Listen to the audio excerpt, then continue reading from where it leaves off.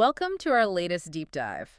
So I want you to think about the last time you bought a movie ticket, or maybe ordered a coffee, or just asked a stranger for directions. You probably don't remember a single word you actually said. Exactly, because it was completely automatic, right? You just did it. But what if I told you that dissecting that mindless 10-second transaction reveals the exact architectural blueprint of human confidence? It sounds like a big claim, but it's really not. No, it's not. Today, we're going to look at this totally fascinating artifact of foundational education. It's a lesson script from a source called the DFY Channel. Right, and it's designed to teach English to absolute beginners. Yeah, we're talking about the A0 to A2 level here, and they do this through this single, incredibly simple movie theater scenario. It's guided by two characters, Jack and Angela. Which is brilliant in its simplicity, really. It is. Now, obviously, you, the listener, you already speak English, so our mission today isn't to learn how to ask for popcorn. No, definitely not. Our mission is to look at how language is broken down into its absolute most microscopic practical components. Because doing that exposes the hidden machinery of how humans learn. And how we process fear, honestly, and ultimately how we connect with each other. Yes. So let's get right into that hidden machinery, because when we operate in our native tongue, all of that, the way we form a thought and express it, it's totally invisible to us. Oh, completely. We're so fluent in our own daily routines that we just forget the immense cognitive processing required to perform even a basic transaction. We take it for granted. Right. But dropping yourself into a brand new language, that completely exposes that machinery. Suddenly, you're hyper-aware of every single gear and spring. And half of them feel like they're missing or broken? Exactly. Your fluency just vanishes, and the brain shifts into a state of, well, basically survival. It's pure panic sometimes. It really is. It becomes the ultimate test of communication. Yeah. Your primary objective is no longer eloquence, It's simply determining what is strictly necessary to get exactly what you want. Which brings us perfectly to the DFY Channel script. To understand how they achieve this, we really need to look at the baseline material Jack and Angela are working with. The raw dialogue. Right, the raw dialogue of the movie theater scene itself. I'm going to read this out, and I really want you listening right now to pay attention to how wonderfully stripped down this exchange is. It's very intentional. So Jack approaches Angela, who is playing the ticket seller, and Jack says, "Hi, 2 tickets, please?"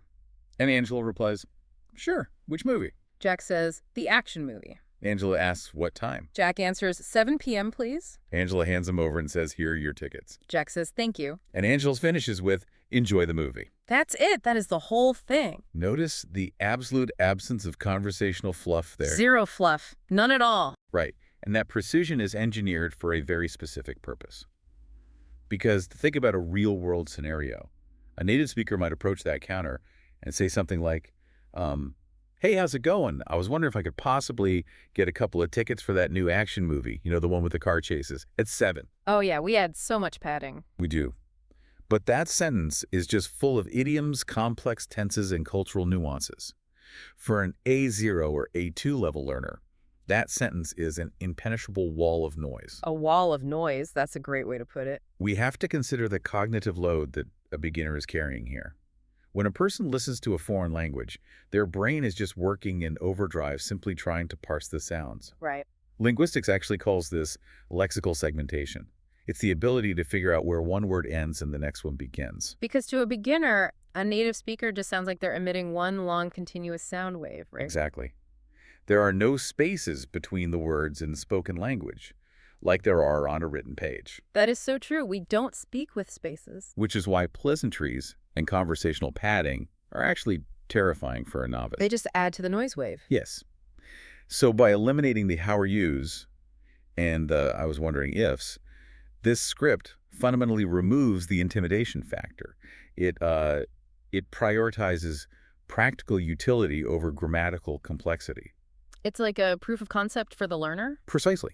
It demonstrates that you do not need to master the subjunctive tense just to go out in public and participate in society. You just need a handful of very specific, highly functional words. Right. The goal at this stage of language acquisition isn't to sound like a native poet. The goal is the psychological victory of simply being understood. And man, that small victory is everything. I mean, I remember trying to buy a simple train ticket in Tokyo a few years ago. Oh, wow. How did that go? Well, I had practiced all these really polite, complex Japanese phrases in my hotel room. I had it all mapped out. The conversational padding. Exactly. But then I walked up to the counter, the agent spoke rapidly, and I just completely panicked. I forgot everything. The lexical segmentation failed. Total failure. I ended up just pointing at a map and holding up 2 fingers.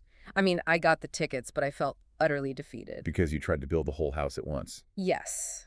But Jack and Angela's approach, it's like looking at the architectural blueprints of a conversation. You don't see the paint, you don't see the curtains. You're only seeing the load-bearing beams. Right.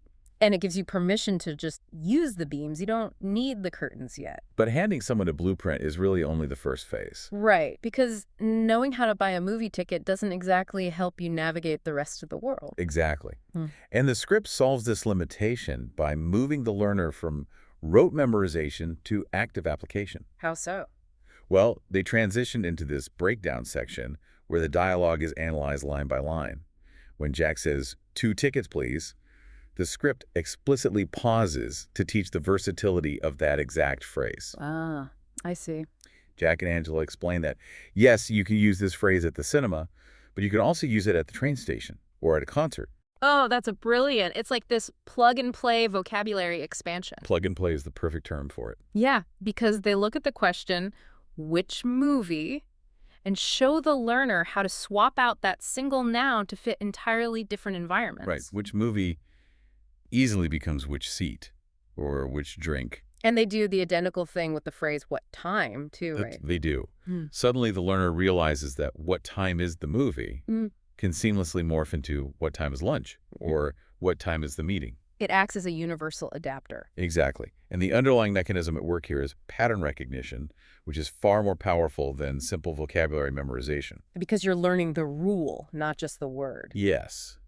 The brilliance of this approach is that the script is quietly handing the learner universal interrogative tools, while the learner consciously focuses on surviving a localized multiplex scenario. Their subconscious is mapping a highly efficient syntactic formula. Exactly. Subject, interrogative, noun. It functions exactly like an algebraic equation.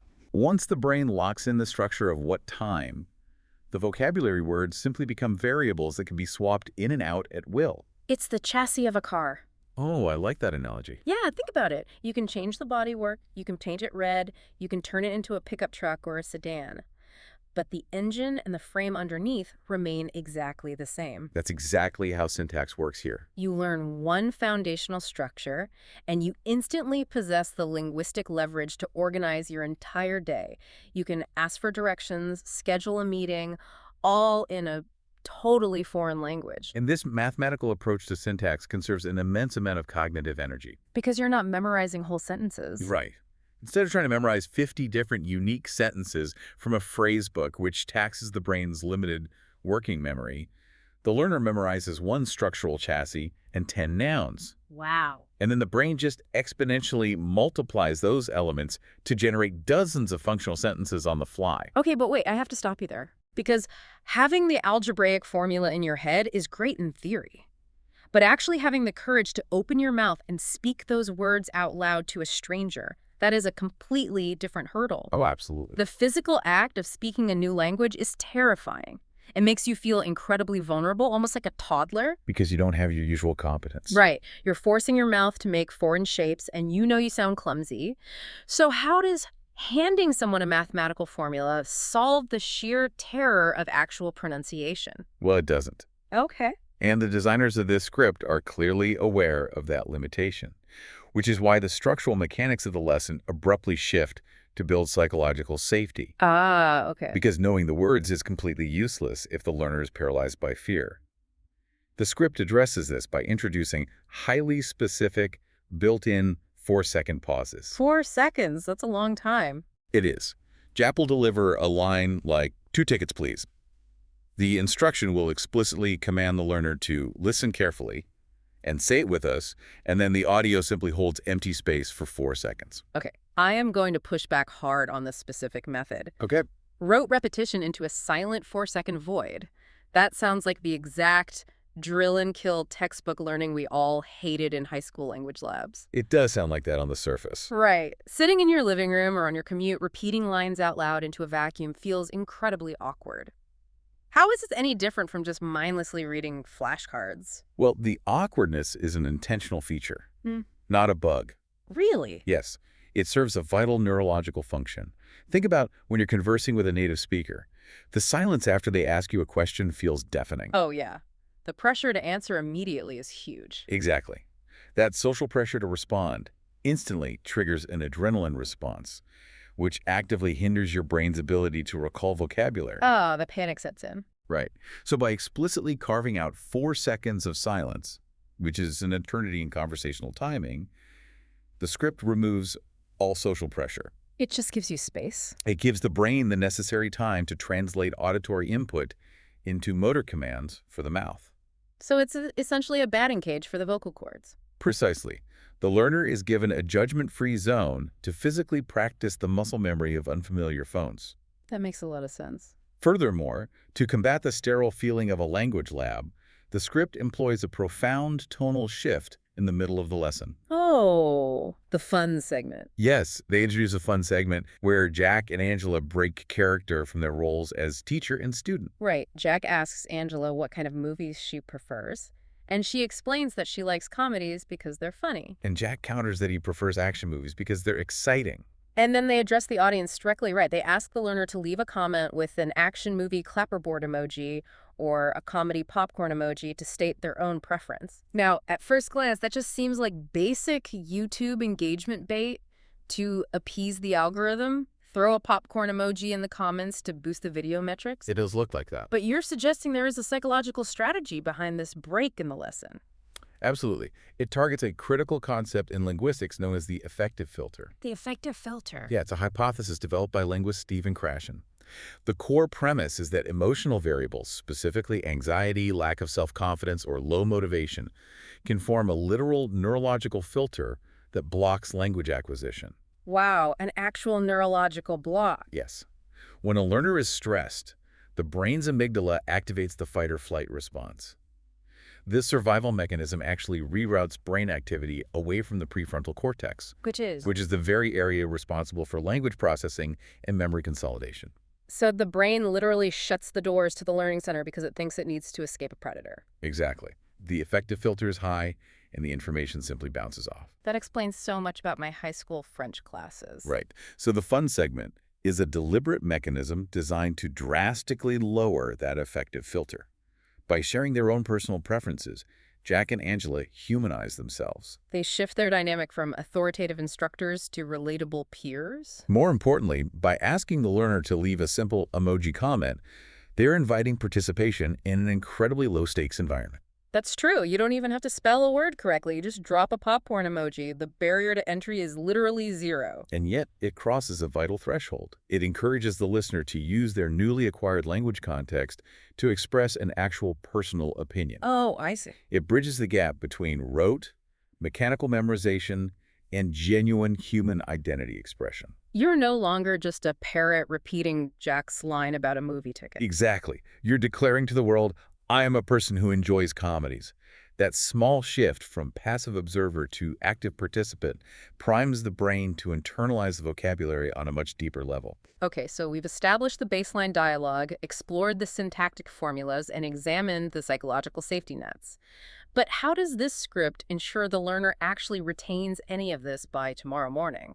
Well, the architecture of the lesson doesn't rely on exposing the learner to the material just once. Right. It's meticulously layered to alter the listener's psychological state at different stages of the process. And this is where we see the transition from safe, isolated practice to real-world execution, right? Yes, the script acts as a complete, iterative learning loop. It begins with passive listening, introducing the raw scene from start to finish, Where the learner simply lets the acoustic properties of the language wash over them without the pressure to understand every word. Exactly. Next, it moves into mechanical dissection, breaking the dialogue down line by line with those 4-second pauses we discussed. The batting cage. Right. Then, the affective filter is lowered through the emoji icebreaker. And the next phase is what completely fascinated me. Because after the break, the script demands that the learner practices the entire scene together. The training wheels start coming off. Yeah. The 4-second pauses remain, but now the learner is responsible for inserting their lines into the flow of a full conversation, rather than just repeating isolated sentences. Which requires a significantly heavier cognitive lift. It forces the brain to manage working memory and conversational timing simultaneously. Right. But the true masterstroke of the progression happens immediately after this. The lesson plays the original scene one more time, at full, native speed, completely uninterrupted. And the explicit instruction to the learner is, now listen again. Try to understand everything. Placing that full-speed listening comprehension phase near the very end of the loop is an incredible confidence booster. Because when the learner hears that raw, rapid-fire dialogue the second time around, it's no longer an intimidating, unbroken wall of foreign noise. Exactly. Their brain automatically performs the lexical segmentation. They easily pick out the which movie and the what time. They experience in real time the physical sensation of their own neurological improvement. The learner gets to witness their own mastery. And that realization provides the exact surge of dopamine and adrenaline required for the final phase of the lesson. Which is the final speaking practice. Yes. However, the tone of the instruction fundamentally changes here. Jack doesn't just ask the learner to repeat the phrases, he explicitly commands them to speak louder. I love that part. Jack and Angela suddenly turn into personal trainers for your vocal cords. They really do. They're demanding physical projection. Why is that so important? Because there is a deep physiological link between vocal volume and psychological confidence. By instructing the learner to speak louder, the script is pushing them to adopt the physical posture of a confident speaker. Fake it till you make it, almost. In a way, yes. It moves them from passive understanding, past hesitant repetition, straight into assertive execution. It cements a fundamental truth about skill acquisition. Which is? True mastery is not achieved by learning 100 new things a single time. It's achieved by learning a few fundamental things 5 different ways. Learning a few fundamental things 5 different ways. That completely reframes how we should approach any overwhelming task. It does. It makes the impossible mountain feel entirely climbable because you're only focusing on the absolute core mechanics. It proves that building a robust foundation requires consistency over intensity. You don't need to conquer the entirety of a foreign language in a single afternoon. No, you really don't. Yeah. You only need the tools and the courage to master the specific transaction directly in front of you. Well, this simple DFY channel lesson really serves as a profound mirror for our own daily behaviors. Because effective communication doesn't require a sprawling vocabulary or a master's degree in complex grammar. Not at all. It requires absolute clarity, intentional repetition, and the baseline confidence to step up to the counter and boldly ask for what you need. Jack's parting advice at the very end of the script captures this perfectly. Practice a little every day. Your English will improve. When we strip away the noise, communication is simply about bridging the gap between two people as efficiently as possible. Which leaves you, the listener, with a final thought to mull over today. We started this deep dive by discussing how invisible our native fluency is, how we effortlessly walk into a meeting or a coffee shop and deploy all this complex, nuanced syntax without a second thought. It's second nature. Right. But consider your own daily life. In your native language, how often do you actively overcomplicate your communication? We all do it. Think about the corporate jargon we hide behind, the passive-aggressive emails where we use 40 words when 4 would. Or the way we dance around what we actually want because we're afraid of being direct. Exactly. What if we stripped our own professional and personal requests down to the clear, simple A0 to A2 level of Jack and Angela's movie theater script? Just the load-bearing beams. The load-bearing beams. The next time you need something at work or in your relationship, imagine you're back at that architectural blueprint. What happens if you drop the conversational fluff, trust the simplest possible words, and just ask for the tickets?